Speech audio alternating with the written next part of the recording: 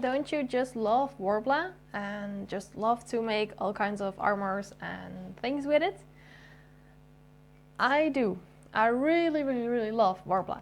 But every project brings a lot of scraps with it because, of course, you cut off the edges of the Worbla.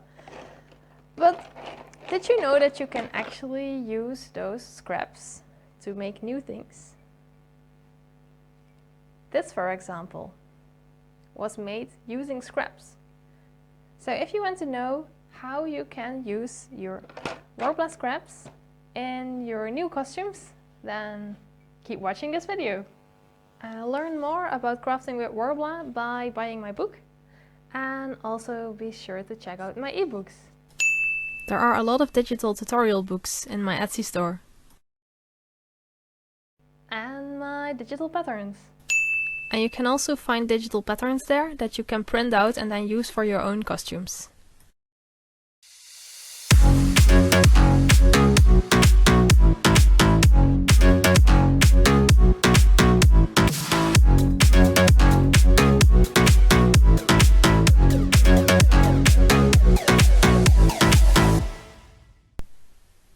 This is the project that we're going to use some Worbla scraps on. I'm making the breastplate base here for my Demonhunter costume. I'm cutting the edges so it has a nice shape. And then making sure that it's still round and pretty.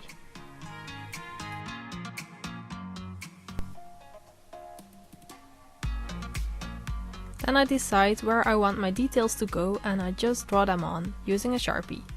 Or a ballpoint or something else, it doesn't really matter what you use, just draw on those details. Then I take some of my Worbla scraps and I just put them on a pile and I start to heat it up. I set my heat gun on a little bit less hard blowing, if that makes sense, because otherwise it will blow all the pieces everywhere in the room and then I have to go and find them, and that's not handy. So yeah, I'm now just heating them all up until they are soft. Be careful with your hands though, because this gets really hot. The Worbla needs to be approximately 70 degrees Celsius in order to be sculptable, if that's a word. So I used some heat resistant gloves that I just got at a hardware store. I just sculpt the Worbla scraps into a large snake. I'm calling this a Worbla snake because, wait for it, it will look like snake. And then I have to keep warming it up every now and then because it will cool down. And then I will just roll it on my working surface. My working surface is a silicone mat. It's really nice to work on with Worbla because a silicone mat can handle a lot of heat. So this will protect your table from all the heat from the Worbla. And it also doesn't stick to the Worbla, so it's really nice to work on. And here you see the snake forming. Doesn't it look like a snake? Yeah, sorta. Hashtag Worbla snake.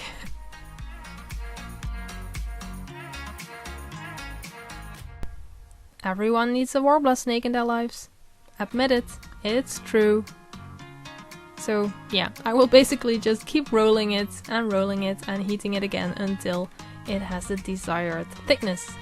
And then, because I want it to be a pointy detail, I'm just pinching it with my fingers and shaping it how I want it to be. With these gloves I don't have the best control, so I will need to fine-tune this later without the gloves. So the real fine-tuning of the shape I'm doing just with my bare fingers. But still, I'm really careful because it's still super hot.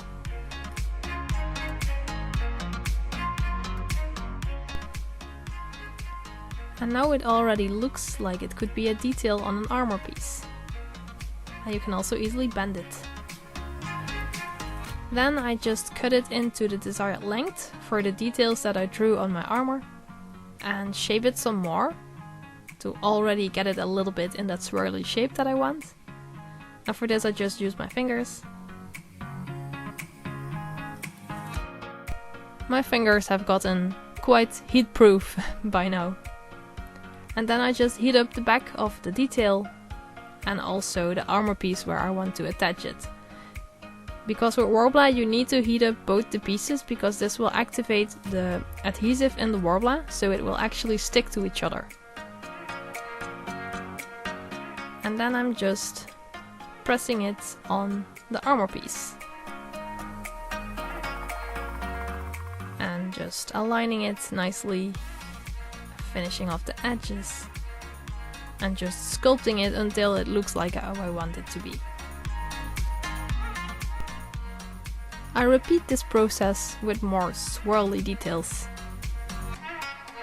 So heating up the Worbla scraps, and also heating up the armor piece, and then attaching it together. In this example I made my breastplate with Worbla's finest art. That is the brown Worbla, so the most well-known Worbla type. And I'm making the details with black Worbla. Black Worbla is a lot smoother than the brown Worbla because it has smaller particles in it. But you can just use all the Worbla types together because they work well together and they stick together. It's amazing, amazing material. I will put a link in the video description so you can also find this material yourself. And some more details, because you can never have enough details, right? It's all in the details. That's also the name of my Worbla book. Hint. In the description below you find the link to my ebooks, so be sure to check it out if you want to learn more, and also of course if you want to support my work. But we're not done with this video yet, so we're just gonna add some more details.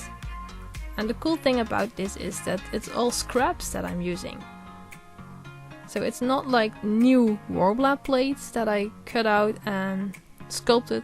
No, it's all scraps from earlier projects. And to really finish off the edges of the details, I use my wooden clay modeling tool to just really smooth out that connection. And that makes a huge difference.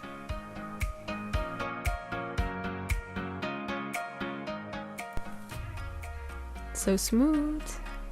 Ta-da! You know how you can put all those scraps to good use. So tell me in the comments, what are you going to do with all your Worbla scraps? Now you know how to use them. I'm really curious to hear that. So thank you for watching, and don't forget to like and subscribe, and come back for the next video.